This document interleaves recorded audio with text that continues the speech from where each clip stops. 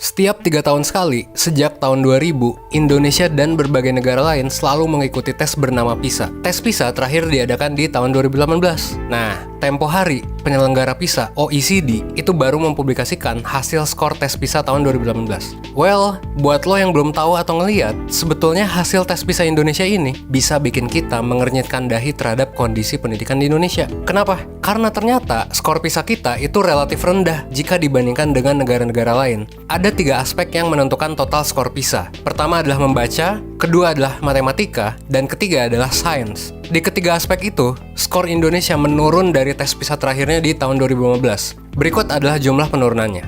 Hasilnya, sekarang Indonesia ada di peringkat 70-an dari 78 negara di 3 aspek tersebut. Alias peringkat 10-an terbawah lah dari hampir 80 negara. Dari hasil itu, banyak pertanyaan yang muncul di benak gua, dan mungkin juga muncul di lo. Misalnya, kalau skor rendah, emang kenapa? Apakah pendidikan di Indonesia itu bermasalah? Dan kalau emang pendidikan di Indonesia bermasalah, emang apa sih yang bisa kita lakuin buat mengatasi kondisi ini? Nah, lo tonton video ini sampai habis, kita coba telusuri sedikit demi sedikit terkait jawaban atas pertanyaan-pertanyaan tersebut.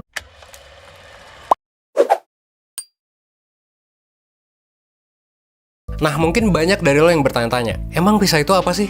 Emangnya PISA itu penting? Untuk menjawab pertanyaan itu, sebetulnya kita perlu kembali ke masa-masa di saat PISA mulai dibentuk. Kita perlu melihat sejarah kenapa PISA bisa ada. Emang sejarahnya gimana? Dulu, PISA itu dibentuk karena negara-negara mulai menyadari pentingnya evaluasi pendidikan. Melakukan evaluasi atau tes terhadap siswa memang bukanlah hal baru saat itu. Tapi OECD saat itu punya pandangan yang cukup berbeda dibandingkan evaluasi atau tes biasanya. PISA itu nggak berusaha mengetes pencapaian pendidikan siswa lewat hal-hal yang bisa mereka hafal atau ingat saja. Jadi fokusnya bukan di hafalan, tapi PISA ngeliat gimana siswa, khususnya yang umurnya 15 tahun, itu bisa siap dalam menjalani kehidupan. Karena penyelenggara PISA itu menyadari bahwa menghafal aja itu nggak cukup buat kita untuk menjalani kehidupan dengan baik. Ada 3 hal yang perlu ditekankan oleh sistem pendidikan. Pertama, kita perlu bertanya, ketika semua pekerjaan udah berubah, terus nanti muncul robot dan lain sebagainya, apakah siswa-siswa ini bisa menghadapi tantangan di masa depan? Yang kedua, apakah siswa-siswi ini setelah lulus, bisa nggak sih mereka melakukan analisis dan penalaran logika yang baik? Karena ini adalah fundamental. Kalau logikanya nggak baik, maka pelajaran apapun yang diterima bisa jadi nggak diterima secara baik juga.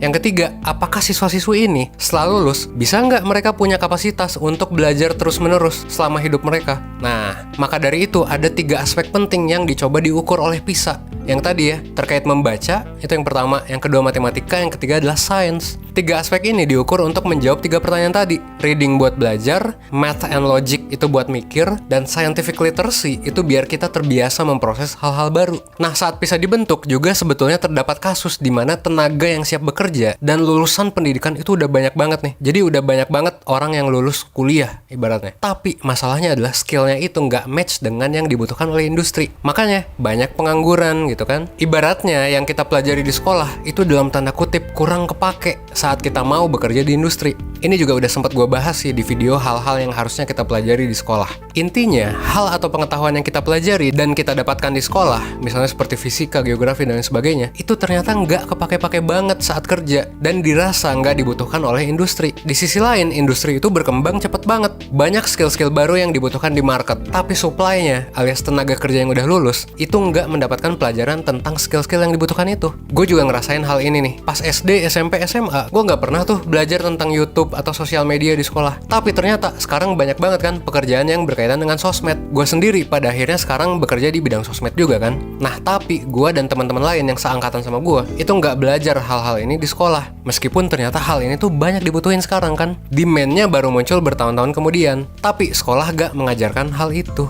Itu adalah salah satu contoh aja dari skill yang dibutuhkan untuk pendidikan di abad 21. Dan masalahnya juga industri cepet banget berkembang. Pasti ada aja skill baru yang dibutuhkan di market. Dan banyak pekerjaan-pekerjaan baru yang muncul yang nggak pernah ada sebelumnya. YouTuber aja kan pekerjaannya baru muncul mungkin awal ya 2007-2008 gitu kan. Makanya sebuah negara dikatakan perlu skor PISA yang tinggi supaya bisa adapt gitu. Supaya bisa beradaptasi dengan pekerjaan-pekerjaan dan tantangan baru itu. Nah, terus apa artinya kalau skor PISA sebuah negara itu rendah? Kalau kita coba ngelihat sejarah dan tujuan dari PISA itu sendiri, maka bisa dikatakan bahwa ketika skor PISA sebuah negara rendah, dalam hal ini skor Indonesia rendah, maka bisa dikatakan bahwa lulus dari dari pendidikan formal di Indonesia itu nggak sebegitunya membantu siswa-siswinya soal kesiapan mereka menjalani hidup dengan baik setelah mereka lulus. Nah, dalam hal ini, intinya siswa dan siswi Indonesia itu kurang dipersiapkan untuk masuk ke dunia industri atau pekerjaan dan berkontribusi ke masyarakat. Kita juga bisa melihat bahwa sekarang lulusan sekolah, baik itu SMK atau perguruan tinggi, angka penganggurannya itu cukup tinggi. Kenapa?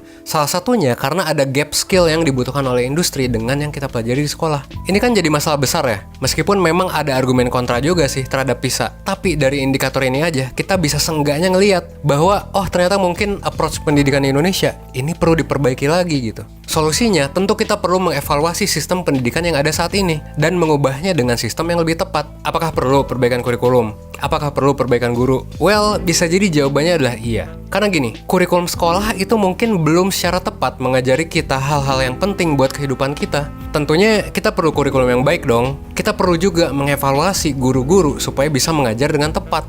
Nah, tapi apakah berarti penurunan skor PISA ini jadi kesalahan dan tanggung jawab si pembuat kurikulum? Atau si guru ini yang mungkin kurang tepat ngajarnya? Menurut gue sendiri, kita tuh sebenarnya nggak bisa sepenuhnya nyalahin pembuat kurikulum atau nyalahin guru. Kenapa? Karena ya bikin kurikulum tuh kan susah gitu. Belum lagi banyak birokrasi, kepentingan politik, pro kontra di masyarakat, dan lain sebagainya. Apalagi kalau kita ngomongin pemerintahan kan. Akhirnya adopsi hal-hal baru jadi lambat di dunia pendidikan di Indonesia. Makanya kampus dan sekolah jadinya kurang sigap dalam beradaptasi. Hasilnya ya itu, kita belajar, tapi ternyata hal yang kita pelajari itu nggak terlalu relevan dengan tuntutan zaman, dan juga kurang relevan dengan hal yang kita butuhkan dalam kehidupan. Kalau masalah guru, mungkin kita semua juga tahu bahwa bisa jadi sekarang banyak guru yang kesulitan mendapatkan fasilitas dan upah yang cukup supaya mereka bisa mengajar dengan baik.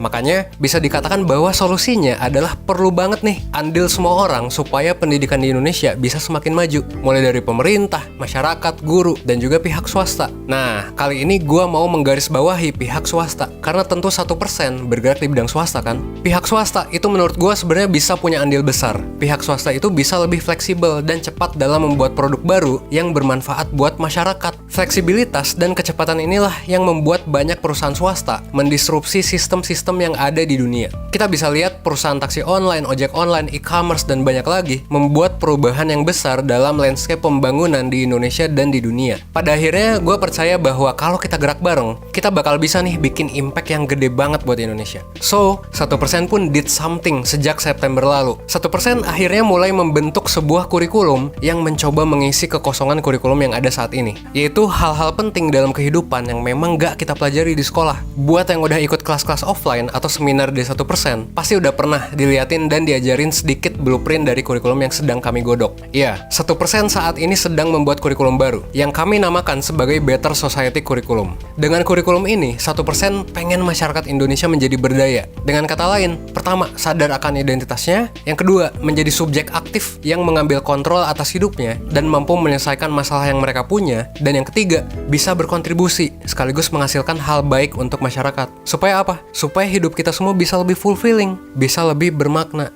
Nah, gua dan tim 1% benar-benar percaya bahwa hal ini bisa dicapai lewat Better Society Curriculum yang diajarkan secara luas di seluruh Indonesia. Kurikulum ini akan mengajarkan banyak hal, mulai dari yang basic di bagian fundamentals and basic skills sampai ke meaning and philosophy of life. Nah, di bagian yang paling bawah, kita itu pengen ngajarin masyarakat tentang basic-basic dari cara berpikir itu sendiri dan basic-basic dari cara efektif buat belajar. Kenapa? Supaya masyarakat bisa belajar dengan efektif. Materinya tuh ada critical thinking, logical reasoning, motivasi belajar, metakognisi, dan lain sebagainya. Intinya, kita pengen orang-orang Indonesia itu bisa lepas dari hoax dan belajar dengan cara yang efektif. Kalau ini udah dikuasai, maka gue yakin banget tes PISA di Indonesia itu bisa naik secara signifikan. Dan gap pekerja serta skill yang dibutuhkan itu bisa berkurang. Setelah itu, kita akan mengajarkan tentang self-knowledge. Gimana lo mengenali diri lo, mengetahui kepribadian lo, kekuatan dan kelemahan lo. Dan juga yang paling penting adalah menurut gue ya, itu lo tahu personal value lo. Apa yang penting sih buat hidup lo. Dan goal yang ingin lo capai itu yang kayak gimana. Nah, ini yang penting. Karena banyak kan orang yang masih bingung gitu, dirinya tuh mau ngapain gitu. Lalu setelah itu kita bahas relationship, ada yang sama keluarga, pasangan, temen, anak gitu kan. Baru abis itu ngebahas karir, dan yang terakhir adalah meaning and philosophy of life. Jadi gimana caranya hidup kita biar bisa bermakna, supaya kita bisa berkontribusi dengan baik terhadap dunia. Ini adalah kurikulum kita yang nantinya akan menjadi landasan bergerak 1%, mulai saat ini sampai dengan nanti. Nah, menariknya dalam perjalanan gue dan tim membuat kurikulum, ngebuat kelas gitu kan, ketemu dengan banyak orang, hal yang menarik adalah fakta bahwa ternyata sebetulnya banyak sekali pihak yang peduli akan kemajuan sistem pendidikan di Indonesia. Banyak sekali yang menyatakan secara gamblang gitu, baik di online mentoring ya, seminar, comment section YouTube. Banyak yang bilang bahwa mereka tuh ingin berkontribusi. Kak, gue pengen dong di 1% kontribusi. Kak, gue dukung 1%. Dan ini tuh bukan cuma penonton, tapi juga banyak pihak, banyak komunitas, banyak lembaga. Nah, setelah dilihat-lihat, ternyata banyak banget kan orang yang pengen kontribusi, tapi kebanyakan gak punya wadah. Di sisi lain, perusahaan-perusahaan atau content creator edukasi kayak 1% ya, itu juga punya tantangan, baik itu di segi dana maupun dari sumber daya manusia. Makanya kan pas nih gitu. Sebenarnya wadahnya udah ada gitu, cuman akses terhadap wadahnya aja. Makanya kita pengen ngajak lo join ke gerakan ini. 1% pengen ngebuat komunitas orang-orang yang peduli, sekaligus punya minat dan bakat di bidang pendidikan untuk membangun pendidikan di Indonesia. Gue tuh pengen gerakan ini gak cuma dibangun oleh big player kayak swasta atau pemerintah aja, tapi juga secara grassroots, mengakar lewat komunitas-komunitas yang ada di masyarakat. Mulai dari siswa SMA, mahasiswa, pekerja, dan lain sebagainya. Sekaligus mungkin nanti ada lembaga-lembaga non-profit di berbagai daerah atau kampus yang pengen kontribusi bareng. Nah, makanya buat lo, baik secara individu maupun lembaga, kalau lo tertarik buat gabung dengan gerakan ini, lo bisa klik link yang ada di deskripsi dan juga di kolom komentar yang udah gua taruh. 1% bakal membuatkan grup dan wadah buat kita semua untuk menghubungkan passion, minat, dan bakat orang-orang yang peduli ini ke pihak-pihak baik yang sedang membutuhkan sumber daya manusia, supaya semuanya bisa saling terkoneksi dan membuat perubahan sedikit demi sedikit. Jadi, mimpi besarnya adalah gue pengen komunitas ini bisa berdiri sendiri, baik secara regional atau mungkin secara lembaga ya, supaya bisa mengadakan kegiatan bermanfaat di tempatnya masing-masing. Nah, kalau misalnya lo juga adalah perwakilan lembaga, komunitas, content creator, apapun itu, lo bisa isi linknya. Siapa tahu kita bisa melakukan kolaborasi. Ada kemungkinan bahwa puluhan tahun lagi akan banyak orang yang kehilangan pekerjaan. Pekerjaan-pekerjaan baru akan muncul, tantangan-tantangan baru akan muncul, dan dunia bakal berubah banget dibandingkan sebelumnya. Inilah yang dinamakan sebagai revolusi industri 4.0. Nah, makanya buat menutup video ini, gue pengen menanyakan dua hal ke lo. Pertama, apakah lo sendiri sudah siap dengan tantangan dan perubahan yang terjadi nanti? Dan yang kedua, apakah generasi muda Indonesia siap menghadapi perubahan tersebut? Nah, dua pertanyaan itu bisa kita refleksikan ke masing-masing pribadi kita. Gue yakin kita bisa sama-sama berproses dalam mewujudkan pendidikan Indonesia yang lebih baik. Karena gue dan tim percaya bahwa tidak ada kata terlambat untuk belajar dan mengevaluasi hal-hal yang kita lakukan selama ini. Akhir kata, gue berharap agar 1% bisa membuat hidup lo menjadi lebih baik dan membuat lo lebih siap dalam menghadapi tantangan masa depan. Seenggaknya 1% aja setiap harinya. Oke? Gue Evan dari 1%,